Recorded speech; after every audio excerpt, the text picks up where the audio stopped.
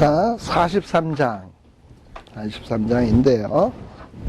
자, 예레미야를 통해서 애굽으로 가면 너희들이 재앙을 면치 못할 것이다 라는 얘기를 분명히 요하난과 그 수하에 있는 사람들이 들었습니다. 자, 그런데 43장 1절에 보면 예레미야가 하나님의 말씀을 그 요하난과 그 신하들에게 다 이제 있는 그대로 고했습니다. 다 말했어요. 근데 그 말을 딱 들은 이 요하난 그 신하들, 그 밑에 있었던 사람들이 뭐라고 얘기하냐. 2절.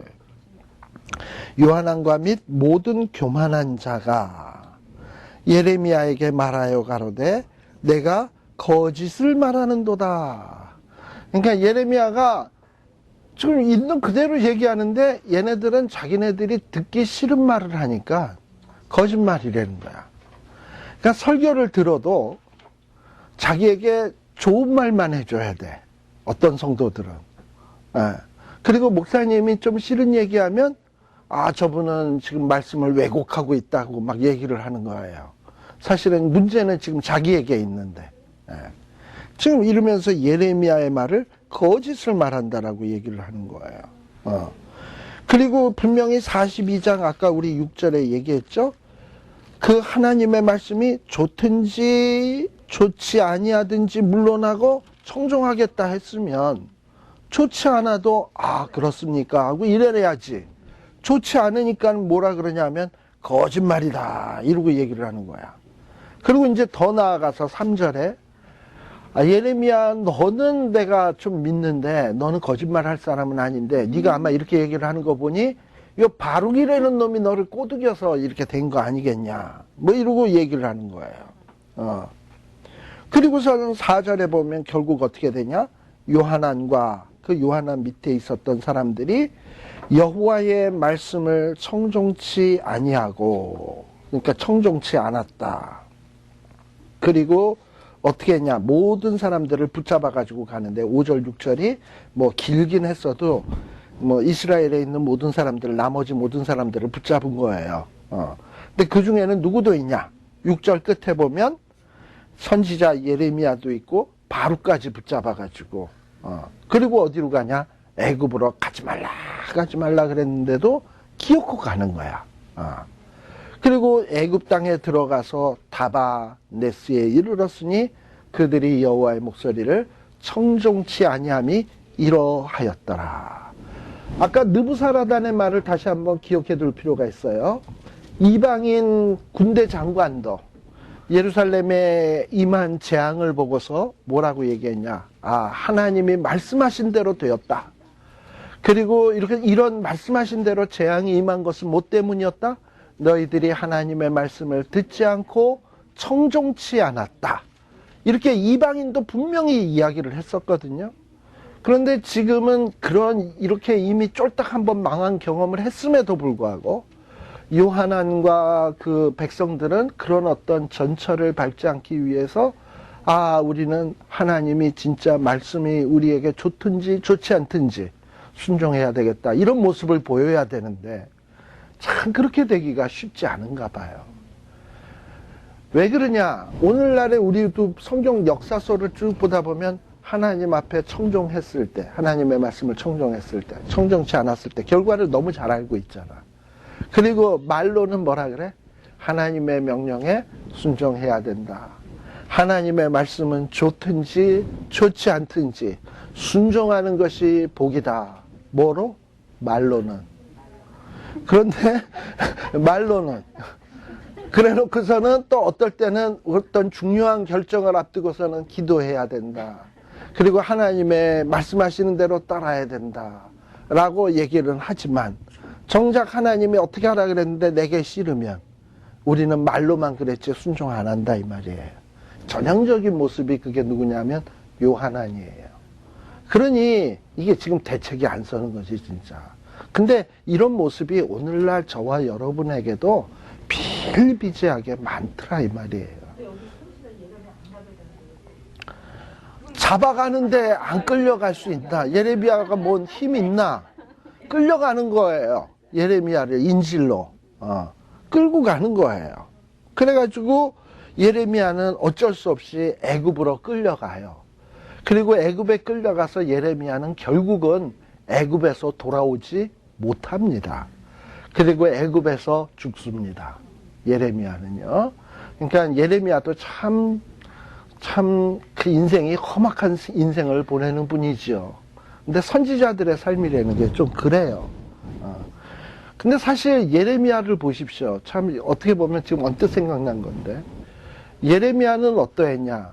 하나님의 말씀이 좋든지 싫든지 순종하는 게 복이라 그랬잖아요.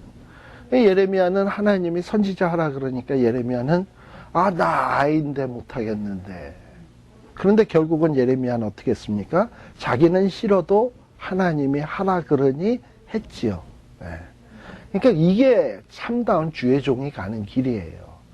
좋든지 좋지 않든지 순종하는 것이 복이다라는 거를 꼭 마음속에 새겨두십시오. 말로만이 아닌. 지금 그런데 이 이스라엘 백성들은, 이 유다 말기에 이스라엘 백성들은 끝까지 말로만 그렇게 얘기하고 끝까지 순종을 안 해. 망했는데도 순종 안 하는 거야. 그러니 이게 참 대안이 없는 거죠. 네. 자, 그런데 이 다바네스라고 하는 애굽에 도착을 딱 했을 때 이 하나님의 말씀이 예레미야에게 또 딱 임한 거예요. 뭐라고 얘기를 했냐? 이제 하나님은 이 애굽에 피신간 이 유다인들을 하나님이 징계하시겠다고 이미 말씀했잖아요. 그리고 하나님께서는 이 애굽도 치실 것을 지금 계획하고 있어요. 근데 지금 뭐라고 얘기하냐? 하나님이 예레미야에게 무슨 명령을 줬냐? 큰 돌을 가져라. 돌을. 근데 이 돌을 어디에서 갔냐 하면 9절에 보면 너는 유다 사람의 어디에서? 그러니까 사람들이 볼 때에 돌을 가지라는 거야. 자, 예레미야가 이런 큰 돌을 가지면 사람들이, 예레미야가 그전에도 좀 이상한 행동들을 했거든요. 멍에를 메고 막 이러고 다니기도 하고 이랬거든요. 그러니까 예레미야가 또 어떨 때 오지병인을 깨뜨리기도 하고 뭐 아무튼 이런 여러 가지 시청각 메시지를 했잖아요. 그러니까 예레미야가 어떤 이상한 행동을 하면 저것도 메시지가 아닌가 사람들은 눈여겨볼 수밖에 없어요. 근데 하나님이 사람들이 보는 앞에서 큰 돌을 취하래. 그럼 사람들은 호기심이 가겠죠. 저 예레미야가 저 돌을 왜 가졌나 하고 쳐다볼 거 아니야. 그리고 돌을 가지고 어떻게 가냐? 다바네스의 바로의 집 어귀에 벽돌 깔린 곳에 진흙으로 감추래. 이 다바네스는 애굽의 수도는 아니에요. 그런데 아마도 이 바로가 애굽의 왕이 이 도시 저 도시 순례 가 보면은 이렇게 순시 가다 보면 거처하는 숙소가 있잖아. 왕궁이 거처하는 숙소. 우리도 뭐 한국에 청와대도 있지만 무슨 뭐 청남대 또는 뭐 궁정동 뭐 이런 곳곳에 보면 대통령이 기거할 수 있는 별장 같은 거나 이런 안가 같은 거 있잖아요. 아마 다바네스에 그런 게 있었던 것 같아요. 바로가 묵는 숙소가. 그랬는데 그 숙소 옆에다가 벽돌이 깔려 있는 곳에다가 그 큰 돌을 갖다 묻으라는 거야. 묻고, 그리고 하나님이 주신 말씀이 뭐냐 하면 하나님이 바벨론의 느부갓네살을 불러올 거다 이제. 근데 불러오면 지금 예레미야가 그 돌을 감춘 그 돌 위에다가 느부갓네살이 그 커다란 장막을 펼치게 된다 이 말이지. 그리고 그 느부갓네살의 그 보좌를 그 돌멩이 놨던 그 위에다 두겠다는 거지. 그 얘기는 뭐냐 하면 애굽 군대, 바벨론의 군대가 애굽을 쳐들어와 가지고 바로의 이 안가도 점령을 하고 거기를 장악하게 될 거다 이 말이에요. 그러니까 애굽이 점령당하게 될 거다. 지금 다바네스가 점령당하게 될 거다 라고 얘기를 하는 거예요. 근데 생각해 보세요. 큰 돌을 가지고 가가지고 이걸 묻으면서 사람들이 왜 하나 저걸 왜 하나 이러고 얘기하는데 너네들 이제 조금 있으면 느부갓네살이 자기 보좌를 갖고서 여기다 세울 거다. 그리고 여기다 장막 세울 거다. 그리고 애국 군대는 쫓겨나갈 거다. 그렇다면 내 말이 얼마나 진실인지 너희들이 알게 될 거다라고 얘기를 하는 거야. 근데 이게 실질적으로 역사적으로 이루어진단 말이지. 그러면 그걸 이루어지는 모습을 보면서 예레미야의 말씀을 얼마나 진실되게 생각을 하고 두려워하겠습니까? 지금 그 얘기를 하고 있는 거예요. 자, 아니나 다를까. 사실 이런 얘기를 근데 예레미야만 한 얘기는 한 게 아니에요. 에스겔서에 보게 되면 에스겔서 29장 한번 보세요. 에스겔서 29장 19절.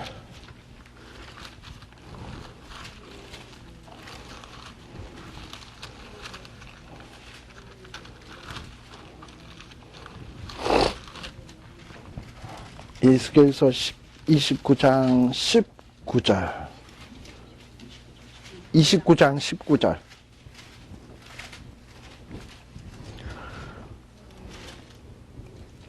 자, 거기에 보면 지금 뭐냐면 그러므로 나 주 여호와가 말하노라 내가 애굽 땅을 누구에게? 바벨론 왕 느부갓네살에게 붙이리니 그가 그 무리를 옮겨가며 물건을 노략하며 빼앗아 갈 것이라. 이것이 그 군대의 보수가 되리라 라고 얘기를 했어요. 그래서 이 에스겔도 애굽이 바벨론에 의해서 침략당할 것을 얘기를 했고 예레미야도 지금 그렇게 얘기를 하고 있는 거예요. 그리고 또 11절에 보면 얼마나 혹독하게 애굽 군대가 바벨론의 군대가 애굽 군대를 치느냐. 11절. 그가는 누구냐면 아까 10절에 나왔던 느부갓네살이에요. 느부갓네살이 와서 애굽 땅을 치고 죽일 자는 죽이고 사로잡을 자는 사로잡고 칼로 칠 자는 칼로 치고 또 애굽의 신전들 신들의 집에는 불을 놓고 그 다음에 또 사람들을 막 사로잡고 이렇게 된다 이 말이에요. 그리고 또 13절에 보면 애굽 땅 벳세메스의 주상들을 깨뜨리고 애굽의 신들의 집들을 불사리려 하셨다 하라. 이러면서 애굽의 쑥대밭 때 것을 이야기를 한 거예요. 자, 그러면 애굽에 도움받으러 갔는데 애굽의 쑥대밭이 되면 도움받으러 간 사람은 이게 지금 뭐가 되는 거야? 그리고 또 이 도움받으러 간 사람은 누굴 피해서 도망간 거야? 바벨론을 피해서 도망갔으니까 요것들은 애굽에 도망가면 바벨론에게 안 잡힐 줄 생각하고 간 거 아닙니까? 그러니까 바벨론 사람 입장에서 보면 얼마나 괘씸해. 그냥 유다 땅에 있었다면 바벨론 사람들이 요놈하고 안 했지만은 도망간 놈들이니까 이거는 완전히 반동 중에 반동 아닙니까? 그죠? 예.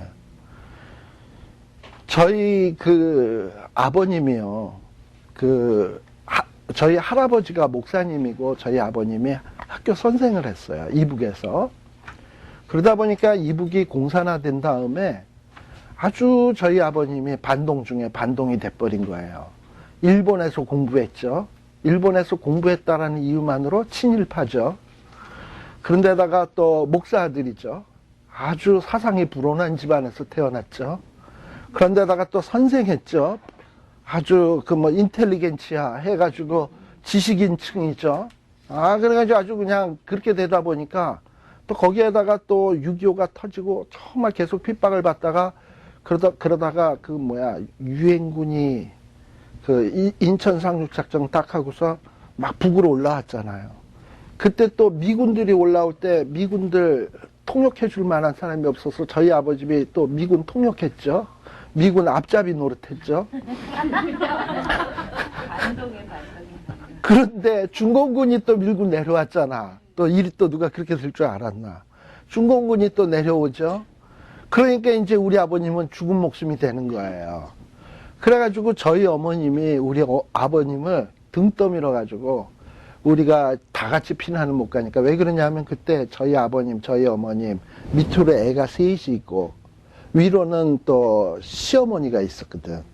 그러니까 5 식구가 한꺼번에 피난살이를 한다는 건 쉬운 얘기가 아니잖아요.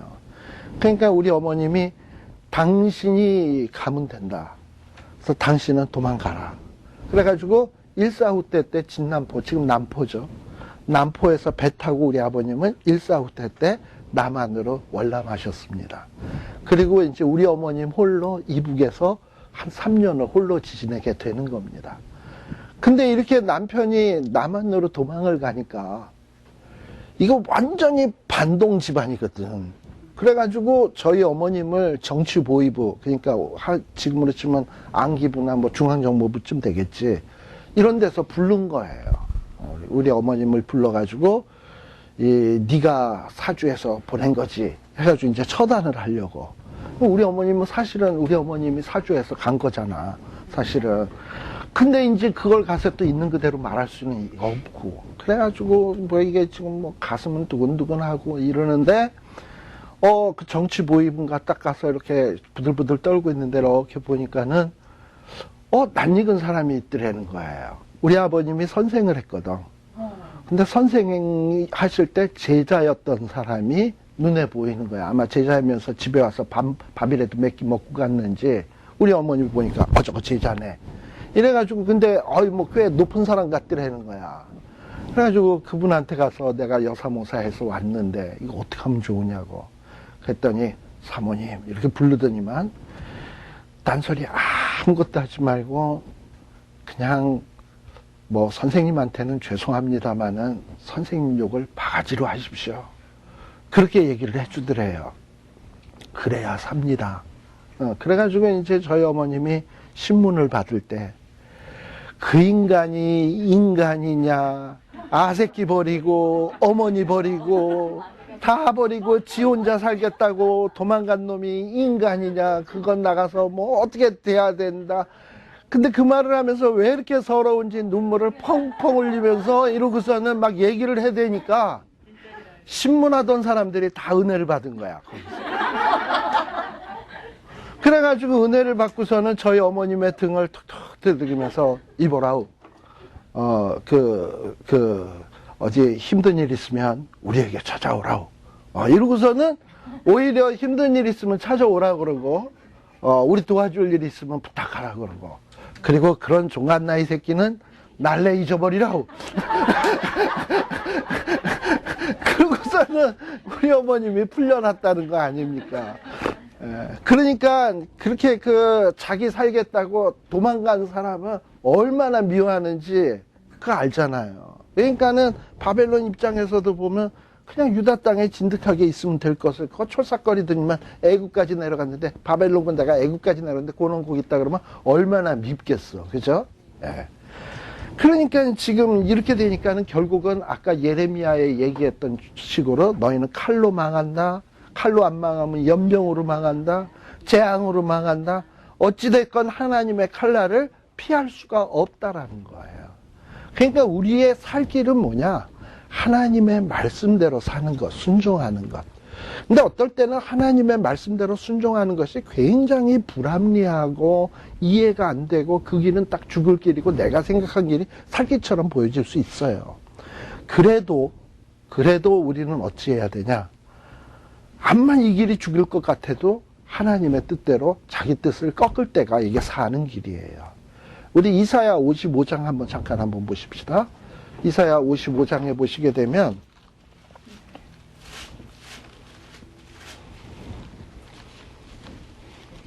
이사야 55장 8절, 결국 신앙의 본질은 요거예요. 뭐냐면 25장 8절에 보면 하나님의 말씀에 보면 하나님의 생각이 있고 우리 생각이 있어요. 그렇죠? 사람은. 그렇지만 분명한 것은 뭐냐? 하나님의 생각과 우리의 생각은 달라요. 하나님의 길, 우리의 길 달라. 근데 분명한 사실은 9절, 하나님의 길은 하늘이 땅보다 높은 같이 높아요. 하나님의 생각은 우리 생각보다 높아요. 그러니까 우리가 어떻게 하는 것이 되는 길이냐? 이 하나님의 뜻대로 하는 것이 이게 잘하는 일이야. 그래서 우리는 대개 기도할 때 보면 아버지 뜻대로 마옵시고 내 뜻대로 하옵소서 이러고 기도하잖아요. 그러면 안 되고 진짜 우리 예수님들이 그렇잖아요. 아버지 뜻대로 마옵시고 내 뜻대로 하옵소서잖아요. 대개 보면 기도가. 그러니까 뭐 해주세요, 뭐 해주세요. 그냥 다 이런 거고. 그게 아니라 진짜 우리가 나 하나님의 뜻대로 살고 싶어요. 하나님 뜻대로 해주세요. 이런 식으로 자기를 굴복시키는 게 뭐냐면 이게 신앙인데 사실은 이게 잘 안 돼요. 참 잘 안 되는 부분 가운데 하나예요. 연습도 필요하고 이건 진짜 하나님이 은혜 주셔야 되는 일이에요. 그래서 정말 하나님 내게 은혜 주셔서 내가 얼마나 잘못된 인간인지 깨닫게 해주시고 이러고서 기도할 때 되는 거예요. 자, 근데 바로 이렇게 이스라엘 백성들은 이 하나님의 뜻을 어기고 애굽으로 갔어. 그래서 하나님은 뭐라 그러냐? 바벨론의 군대가 애굽에 쳐들어올 것이고 43장 10절. 그리고 애굽의 왕은 와가지고 애굽을 치고 신전에 불 놓고 아주 쑥대밭을 만들게 될 거다라고 분명히 얘기하게 되는 겁니다. 자, 근데 이런 얘기를 듣고 애굽에 있는 유다인들이 회개했을까요? 아니. 그리고 예레미야가 이렇게 돌 갖다 놓는 거 보면서도 저건 뭐 하는 짓이야. 그리고 얘기하는 거 듣고서도 아무런 반응이 없어요. 예. 자, 그리고 이제 이 44장은 마지막으로 이 예레미야가 애굽 땅에 있는 사람들에게 마지막 설교를 하는 거예요. 아마 이게 최후의 설교일 거예요. 어쩌면 이런 것들이 미움을 샀을지도 몰라요. 자, 뭐라고 얘기를 하냐? 44장에 보면, 자, 44장에 보면 1절은 뭐 예레미야에게 말씀이 임했다는 얘기고 2절은 뭐냐면 이제 하나님이 말씀을 주셨는데 너희들이 보다시피 예루살렘 망했지, 유다성은 망했지, 하나님의 재앙으로 망했다 이 말이에요. 근데 그 이유가 뭐냐? 예루살렘이 망하고 유다가 망한 이유 3절에 보시면 너희의 열조들이 하나님 앞에서 악을 행했다 이 말이에요. 그래서 이렇게 된 거예요. 그리고 이렇게 악을 행할 때 하나님은 그들을 깨우치기 위해서 4절에 보면 선지자들을 보냈어요. 그렇죠? 선지자도 그냥 한두 번 보내고 만 게 아니야. 하나님은 어떻게 보냈냐? 부지런히 보냈어. 요즘 목사님들이 여러분들에게 말씀 증거하기 위해서 얼마나 부지런히 움직입니까? 새벽 예배 맨날 설교하시고, 수요 예배하고, 주일날 하고, 성경 공부하고. 그럼 부지런히 보내는 거지, 그죠? 하나님은 이렇게 자기의 종들을 부지런히 보내서 뭐가 바른 길인지 말씀해 주고 있어요. 그런데도 5절, 이스라엘 백성들, 유다의 백성들은 어떠하냐? 안 들어. 귀도 안 기울여. 그리고 어떠냐? 지들 하던 대로 계속 우상 숭배만 하는 거야. 자, 그랬기 때문에 6절에 보면 하나님이 예루살렘, 유다 나라를 정막하게 만드신 거예요. 그쵸? 예. 그리고 그런데 이렇게 그런 일을 너희들이 한번 경험을 했다면 이젠 정신 차려야 될 거 아니냐 이 말이에요. 지금 예레미야의 얘기가 7절. 너희가 어찌하여 큰 악을 행하여 지금 그렇게 한번 유다 나라가 망하고 그리고 북이스라엘도 망하는 거 경험을 했다면 이제는 정신 차려야 되는데 왜 너희가 여전히 어찌하여 계속 악을 행하고 자기의 영혼을 행하고 이러느냐 이 말이지. 그래서 너희의 자손들을 하나도 남기지 않으려고 하냐 이 말이지.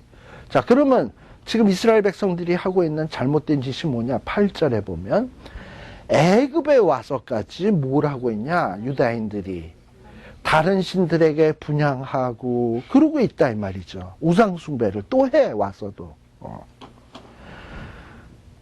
그리고 하도 답답하니까 예레미야 뭐라고 얘기하냐면 9절. 야, 너희 열조들이 행한 악을 잊어버렸냐? 그 악 때문에 망했는데 잊었냐 이걸. 그런데 계속해서 이스라엘 백성들은 죄를 짓는 거예요. 그래서 11절에 보시게 되면 하나님께서 말씀하시길 뭐라 그러냐? 너희들이 여전히 악을 행하니 이제 너희에게 향해서 재앙 내리고 유다 끊어버리고 그리고 또 너희들이 12절에 애굽 땅 가지 말라 그랬는데 애굽 땅에 가기로 고집하고 갔는데 너희 거기에 남은 자들은 다 하나님이 취할 거다. 그리고 엎드려 죽을 거다. 13절. 이렇게 하나님의 말씀에 불순종한 자들, 애굽 땅에 거하는 자들 칼과 기근과 연병으로 벌할 거다. 14절 보면은 그 다음에 유다 땅에 돌아올 자가 없을 것이다. 잘못을 깨닫고 우리가 애굽에 있으면 안 되는구나. 막 도망오는 사람들 외에는 절대 살아남을 자가 없을 것이다 라고 얘기를 하는 거예요. 무서운 얘기죠. 자, 근데 이렇게 무시무시한 말씀을 지금 예레미야가 선포를 한 거예요. 애굽에 있는 사람들에게. 그랬는데 15절에 보면 뭐라고 돼 있냐? 끝부분, 15절 끝부분에 보면 바도로스에 거하는 모든 백성의 큰 무리가 이런 예레미야의 말을 듣고 대답하여 가로되. 그러니까 예레미야의 설교를 듣고 하는 반응이죠. 반응인데 반응이 뭐냐? 내가 여호와의 이름으로 우리에게 하는 말을 우리가 듣지 아니하고 우리 입에서 낸 모든 말을 정령히 실행하여 우리의 본래 하던 것, 우리 선조와 우리 왕들의, 우리 방백들이 유다 성읍들과, 힘들다. 뭐 아무튼 이러면서 무슨 얘기냐면 안 지키겠다 이거야. 너가 말한 대로 우리 안 하겠다 이 말이야. 우리는 여전히 뭐 하겠냐? 17절에 보면 유다 성읍들과 예루살렘 거리에서 하던 대로 뭐 하겠냐? 하늘의 여신에게 분향하겠다. 그리고 우리는 여전히 애굽 땅에 와서 전제를 드릴 거다. 그 하늘의 여신들 앞에. 그리고 우리가 그 하늘의 여신들을 섬길 때는 식물이 풍부하고 복을 받고 재앙을 만나지 않았었다. 잘 먹고 잘 살았다. 오히려 우상 숭배할 때 잘 먹고 잘 살았다. 근데 18절. 근데 뭐냐면 우상 숭배를 폐한 후부터 이게 완전히 우리가 핏절하고 칼과 기근에 멸망을 당하게 됐다라고 얘기를 하는 거예요. 지금 완전히 하나님 앞에 도전하고 있는 거죠. 자, 어떻게 이렇게 예루살렘이 쫄딱 망해서 지금 그 지경까지 애굽에까지 이렇게 도망와 있는데 사람이 이렇게 정신을 못 차릴까요? 참 저는 이런 예레미야서에 이렇게 나타나는 이런 모습을 보면서 야, 진짜 사람이 악하다 하더니 진짜 악하구나. 그리고 지금은 내가 좀 착해 보여도 나도 악하다 하는 모습으로 간다면 결국 이거겠구나. 이게 사람이에요. 진짜 이게 하나님의 은혜 받지 않고서는 돌이킬 수 없는 게 우리들이에요. 이렇게 악해. 그리고서는 하나님의 명령에 철저하게 지금 거부하고 있는 거죠. 자, 그래서 하나님이 어떻게 하시겠냐? 쭉 넘어가서 27절에 보세요. 보라, 내가 경성하여라는 거 하는 건 뭐냐면 하나님이 정신을 그냥 번쩍 차리고 있어요. 계속 이렇게 워치아웃 하면서 그들에게 재앙을 내리고 복을 내리지 않겠다. 이렇게 하나님 앞에 도전하는 자들에게 대해서 하나님이 재앙을 내리겠다. 그리고 피한 자만 28절 피한 소수의 사람이 애굽 땅으로 돌아오고 나머지는 다 죽는다. 그러면서 하나님이 표징을 하나 줍니다. 하나님의 말씀을 죽자 하고 안 믿잖아요. 그러니까 하나님이 표징을 하나 줘요. 그게 29절에 나오는 표징인데 내가 너희에게 재앙 내린다. 이게 성립된다라는 것이 이 표징이 이루어지는 것을 보면 너희들이 분명히 깨닫게 될 거다 하면서 표징을 주는데요. 그 표징이 뭐냐? 거기에 보면 그 30절에 보면 호브라라고 하는 사람이 나와요. 호브라. 보라, 내가 유다 왕 시드기야를 그 원수 그 생명을 찾는 바벨론 왕 느부갓네살의 손에 붙인 것 같이. 요건 이렇게 중요한 말이 아니야. 그러니까 그 시드기야를 느부갓네살의 손에 붙인 것처럼 애굽 왕 바로 호브라를 누구의 손에 붙이냐면 그 생명을 찾는 자들의 손에 붙인다.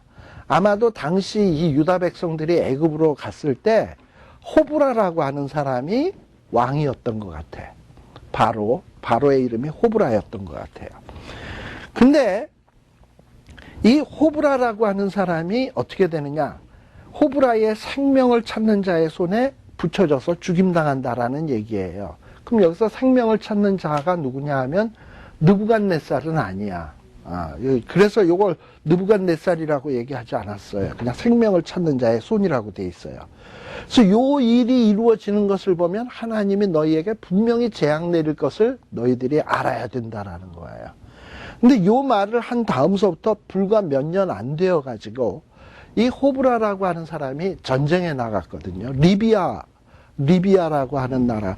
여러분들 지금 이집트가 있고 이집트 지중해 왼쪽 이게 아프리카 이렇게 있다 그러면 여기 이집트가 있고 이 이집트 옆에가 리비아예요. 얼마 전에 대통령 누구 죽었던 카다피 죽었던 동네가 리비아 아닙니까? 그 리비아와 애굽이 전투하던 중에 그만 그 리비아를 막 전투를 하고 있는데 이 애국 군대의 이 군대 장관 아바시스인가 한 사람이 군대 장관 아바시스인가 한 사람이 이 호브라를 배신을 했어요. 그래가지고 전쟁에 리비아에서 패하고 이 아마시스인가 한 사람에게 죽임을 당해요, 호브라가. 근데 그런 거는 너무 뻔한 일 아니야, 애굽에서 일어나는 일로 보면. 근데 여기에 보면 그런 일이 딱 일어나는 거를 이스라엘 사람들도 애굽에 살면 애굽의 정치나 사회에 대해서 관심이 있을 거고 그 나라의 왕이 자기 신하에 의해서 암살당했다 그러면 이거 비기줄 거잖아요. 그 일이 이루어지는 것을 불과 2, 3년 내에 봤단 말이지. 근데 예레미야 뭐라 그러냐면 그 일이 이루어진다면 너희도 하나님이 그 무섭게 얘기한 재앙이 너희에게 임할 것이다 라고 선언을 한 거예요. 그걸 표징으로 주겠다 이 말이에요. 그래서 이 예레미야의 말씀이 진짜 사실임을 분명하게 선언하는 장면입니다. 예. 자, 이렇게 하나님의 말씀이 주어지는데도 불구하고 참 끝까지 순종 안 하는 이 유다의 백성. 이 모습은 참 우리가 보면서 참 한심하다 이렇게 생각할지 모르지만 이게 남이 아니라 어쩌면 오늘 우리들의 모습이요, 우리들의 교회의 모습이 아닐까 하는 생각을 해보게 됩니다. 그 다음에 이제 요 45장까지 우리가 해야 돼요. 46장서부터는 뭐냐 하면 열방에 대한 심판 얘기입니다. 그래서 45장까지 얘기가 끝이 나야 되는데 45장에 보면 이제 누구 얘기가 나오냐? 45장 거기에 보면 요시야의 아들 여호야김 제4년에 바룩이 예레미야의 구전대로 이 모든 말을 책에 기록하니라. 그래서 여호야김 제4년이라는 말이 나오네요. 그러니까 이건 이미 벌써 45장은 지나도 한참 지난 얘기죠. 지금 44장하고는 훨씬 앞으로 확 돌아가는 거예요. 왜냐? 지금 요 45장은 누구에 대해서만 얘기를 하고 싶으냐면 바룩에 대한 얘기를 하고 싶은 거예요. 바룩에게. 근데 이 바룩이 말씀을 기록했을 때가 언제냐? 여호야김 왕 4년에 이미 예레미야가 말한 것들을 다 기록을 했어요. 근데 이 바룩이라고 하는 사람에 대해서 꽤 뭐가 많이 나와. 네리야의 아들 바룩이다 라고 돼 있죠. 예. 여기에 보면은 네리야의 아들 바룩이다 라고 얘기를 하면 어떤 느낌이 드느냐 하면 바룩의 아버지가 훌륭한 사람일까요? 아닐까요? 예를 들어서 우리가 박근혜 그분을 얘기를 할 때면 항상 뭐가 따라다니죠? 박정희의 딸 박근혜. 누가 더 유명합니까? 그렇죠? 누구누구의 아들 이러면은 누구누구가 더 유명한 거죠. 예. 그것처럼 이 네리야라고 하는 사람은 대단한 사람이었던 것 같아요. 그런 면에서 이 바룩은 어떤 이런 높은 집안 좋은 가문에서 태어났기 때문에 아마 본인도 나도 높은 관원이 돼야 되겠다, 높은 정치인이 돼야 되겠다 이런 꿈을 꿨을지도 몰라요. 또 어쩌면 이 바룩은 선지자 예레미야를 그토록 열심히 따라다닌 것을 보면 또 어떤 마음도 있냐 하면 여러분들 엘리사가 그렇게 엘리야를 열심히 따라다녔잖아. 그래서 뭔가 갑절의 은총을 받아서 뭔가 선지자가 되고픈 마음에 열심히 따라다녔잖아. 그러니까 이 바룩도 그 자기의 좋은 집안 편안하게 살 수 있는 길을 포기하고 예레미야를 따라다니면서 이거 완전히 시다 노릇이잖아. 이러고 했던 거의 배경에는 속마음으로는 나도 예레미야처럼 훌륭한 선지자가 되겠다라는 꿈이 있었을지도 몰라요. 그죠? 네. 그런 생각을 하면서 보라고요. 자, 그런데 그런 생각을 가지고 예레미야를 열심히 따라다녔는데 쨍하고 해뜰 날이 돌아왔다 안 왔다? 계속 어두운 날만 있고 슬픈 날만 있고 맨날 그냥 고통만 당하고 괴로움만 당한다 이 말이에요. 그러다 보니까 이 바룩은 무슨 얘기를 했냐? 2절, 3절에 보시게 되면 하나님이 바룩이 무슨 얘기했는지를 다 알아. 바룩아, 이스라엘 하나님 여호와께서 내게 이같이 말씀하시되 3절, 내가 일찍 말하기를, 내가가 누구냐면 바룩이 일찍이 말하기를, 아 슬프다, 여호와께서는 나의 고통에 슬픔을 더하셨으니 나는 나의 탄식으로 피곤하여 평안치 못하다 하도다. 그러니까는 이 바룩이 예레미야를 쫓아다니면서 전혀 재미를 못 봤어. 슬프다. 괜히 예레미야 따라다녀가지고 고통에 슬픔을 더했으니 이건 진짜 나는 탄식으로 피곤해서 평안하지도 못하고 이거 정말 못해 먹겠다. 이런 탄식을 한 거야, 사실 바룩도. 자, 그랬더니 하나님은 이런 바룩에게 나타나셔서 뭐라고 얘기했냐? 4절에 보면, 야, 너 너무 낙심하지 마라. 나는 세운 것을 헐기도 하고 심은 것을 뽑기도 하나니 온 땅이 이러하거늘. 그러니까 하나님이 뽑고자 하면 다 뽑고 헐고자 하면 다 헐을 수 있는 거야. 이러고 얘기를 하는 거예요. 그리고서는 5절에 보면 하나님이 또 바룩에게 뭐라고 얘기하냐? 내가 너를 위하여 대사를 경영하느냐. 자, 이 바룩은 어떤 사람이냐 하면 아까 제가 얘기했지만 높은 관원이 좀 되고 싶은 마음도 있었을 것이고 예레미야를 능가하는 어떤 선지자가 되고 싶은 마음이 있었어요. 그런 것이 뭐냐면 바룩의 대사야. 뭐 우리가 사람이 세상에 태어났으면 꿈이 없는 사람이 어디 있겠어요. 아, 난 훌륭한 목사가 돼야 되겠다. 아, 나는 돈을 많이 벌어야 되겠다. 나는 비즈니스를 좀 한번 빵빵하게 해야 되겠다. 이 꿈이 있는 거지. 그런데 하나님은 뭐라고 얘기하냐면 너를 위하여 대사를 경영하지 말라라는 거예요. 그리고 그것을 경영하지 말라. 그리고 그러면 이 얘기는 반대로 얘기하면 뭐야? 너를 위하여 대사를 경영하지 말고 뭐를 해라? 하나님을 위해서. 자, 그러니까 어쩌면 바룩이 힘들었던 이유는 뭐냐? 자기의 기대치는 이만한데 하나님이 안 해주니까 그만한 기대를 충족 못 해주니까 실망하는 것 아니겠습니까? 예. 근데 아예 기본적인 마음이 나를 위한 기대는 없고 하나님을 위해서 한다라는 마음이 있었다면 욕심이 없다고. 실망도 없어. 그쵸? 근데 지금 자꾸 바룩은 자기가 뭐 훌륭한 선지자 돼야 되겠다. 내가 좀 이 일을 통해서 뭔가 대단한 인물이 돼야 되겠다. 이렇게 생각을 하니까 피곤하고 힘이 들지. 그냥 애초부터 하나님 위해서 하겠다. 이렇게 하고 가면 뭐 세상에 바벨론이 세지고 세상이 약한 것 같고 잘 되는 것 같지만 하나님은 어떤 분이다? 세우기도 하고 헐기도 한다. 하나님이 알아서 하실 것이다. 나 그냥 하나님 시키는 대로 하면 된다. 이러면 피곤할 이유가 없는 거예요. 그래서 바룩에게 인생 사는 법을 가르쳐 주셨어요. 인생 사는 법. 그게 뭐냐면 너를 위하여 대사를 경영하지 말라. 우리 고린도전서 너희는 먹든지 마시든지 무엇을 하든지 주의 영광을 위해서 하라. 저는 어떨 땐 그 말씀이 굉장히 기분 나빴어요. 우리는 뭐 하나님의 영광을 위한 꼭두각시들인가 보다. 이러고서는 그랬지만 결코 그렇지 않아요. 우리가 하나님의 영광을 위해서 살면 하나님은 우리에게 영영광으로 우리를 대우해 주시거든요. 그러니까 그걸 생각하시고 물론 그걸 기대하고 뭐 하나님을 위해서 일하는 건 아니지만 어찌됐건 우리가 애초에 일을 할 때 나를 위해서 너무 지나친 꿈을 갖다 보면 실망도 크고 힘든 일이 많아요. 그리고 부담스러운 일이 많고.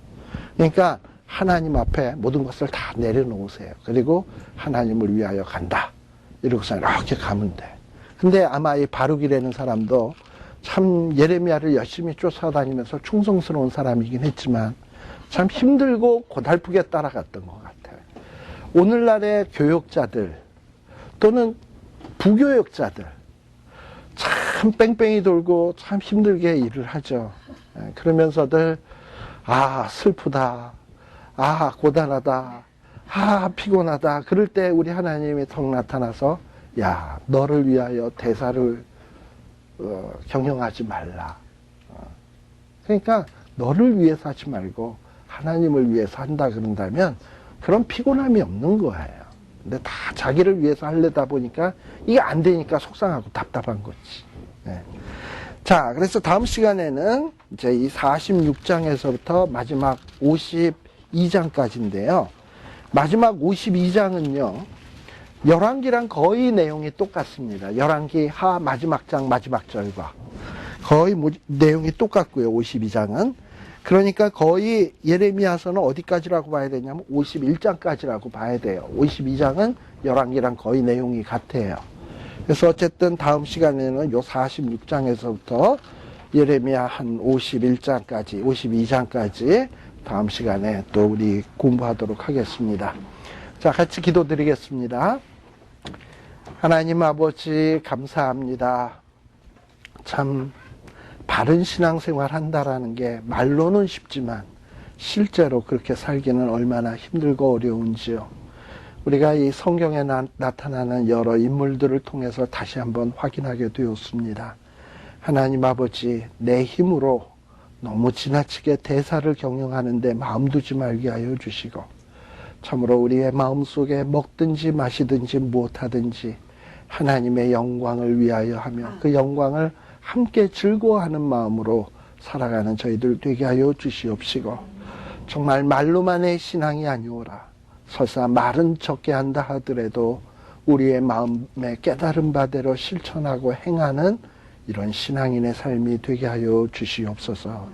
하나님 아버지, 유다 말기에 정말 한심했던 이 많은 사람들의 모습을 보고 비난만 할 것이 아니라 그 모습이 오늘 내게는 없는지 다시 한번 재점검해 보게 하시고, 또 오늘 우리의 교회 속에는 없는지 그것을 바라보고 중보하며 눈물을 흘릴 수 있는 저희들 되게 하여 주시옵소서. 그래서 이 시대를 살리는 귀한 말씀의 종들 다 되게 하여 주시옵소서. 예수님 이름으로 기도드리옵나이다. 아멘.